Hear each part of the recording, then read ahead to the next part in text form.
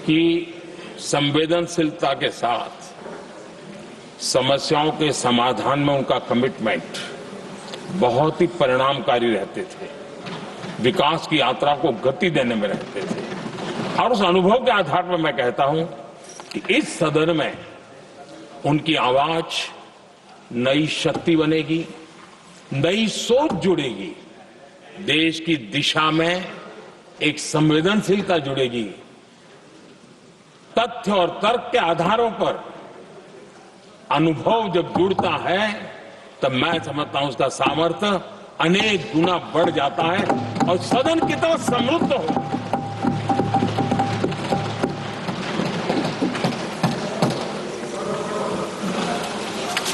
आदरणीय अध्यक्ष जी, हमारे देश में अनुभवी नारी शक्ति की कोई कमी नहीं है, सामर्थ्यवान में कोई कमी नहीं। हम भरोसा करें वे कंट्रीब्यूट करेंगे, बहुत अच्छा कंट्रीब्यूट करेंगे। और आज भी जितनी हमारी बहनें यहां हैं, जब भी उनको अवसर मिला है उन्होंने बहुत अच्छे ढंग से अपनी बात बताई है, सदन को समृद्ध किया है। आदरणीय अध्यक्ष जी, आज देश में वर्तमान में देश में 650 से ज्यादा पंचायतें, डिस्ट्रिक्ट पंचायत, करीब 250 महिलाएं उसका नेतृत्व कर रही, और केंद्र के कैबिनेट मिनिस्टर से ज्यादा उनके पास जिम्मेवारी और धन और व्यवस्था होती है, काम करती है जी। करीब 6700 ब्लॉक पंचायतों में 2700 से अधिक ब्लॉक पंचायत ऐसी हैं जिसका नेतृत्व महिलाओं के हाथ में है। आज देश में 900 से अधिक शहरों में अर्बन लोकल बॉडीज की हेड के रूप में मेयर्स हो या स्टैंडिंग कमेटी का काम देखने वाली बहनें हैं, उनकी ताकत है। और मैं मानता हूं कि आज देश जो प्रगति कर रहा है उस प्रगति में इनका भी महत्वपूर्ण योगदान है। उस ऋण को हमें स्वीकार करने का ये अवसर है।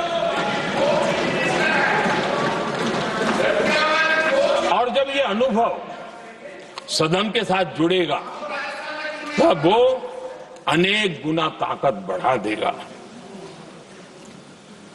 आदरणीय अध्यक्ष जी, एक लंबी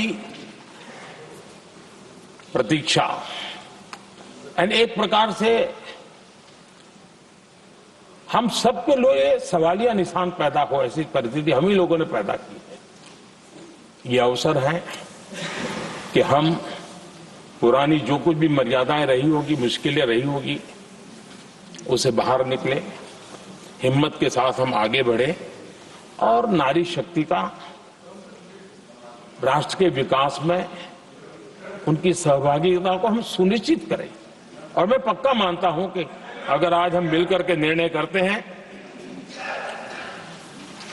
और मैं तो आग्रह करूंगा कि हमें सर्वसम्मति से इसको आगे बढ़ाना चाहिए। और जब सर्वसम्मति से बढ़ता है तो ट्रेजरी बेंच पर एक दबाव रहता है, उनको भी लगता है नहीं भाई सबका इसमें हक है, हर एक की बात मान के चलो, कोई नुकसान नहीं है। सामूहिक शक्ति से तो अनेक परिणाम हमें अच्छे मिलते हैं। आदरणीय अध्यक्ष जी, मैं ज्यादा समय न लेते हुए इतना ही कहूंगा कि इसको राजनीति के तराजू से न तोलें। हम जब भी कुछ निर्णय करने जा रहे हैं तो देश के इतने बड़े देश का आधा जिम्मा जो उठा रहे हैं उनका भी कोई हक बनता है यहां आने का, हमें रोकना नहीं चाहिए। और दूसरा, संख्या के संबंध में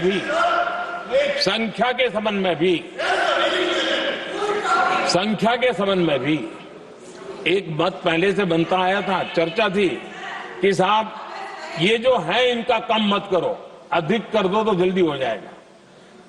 वो अधिक वाला विषय वो आया है। कि चलो भाई पैसे जो संख्या थी 33% और बढ़ा दो, ताकि किसी को ऐसा न लगे कि मेरा हक चला गया। एक नई शक्ति जुड़ेगी, अतिरिक्त शक्ति जुड़ेगी। और अब सदन की रचना भी तो अब पहले से हमने सोच कर रखा है, जगह तो बना ली है। और आदरणीय अध्यक्ष जी, मैं लाइटर में मैं जरूर कहना चाहूंगा, हर एक के अपने राजनीतिक कारण होते हैं और पराजय का डर जरा हैरान करने वाला होता है,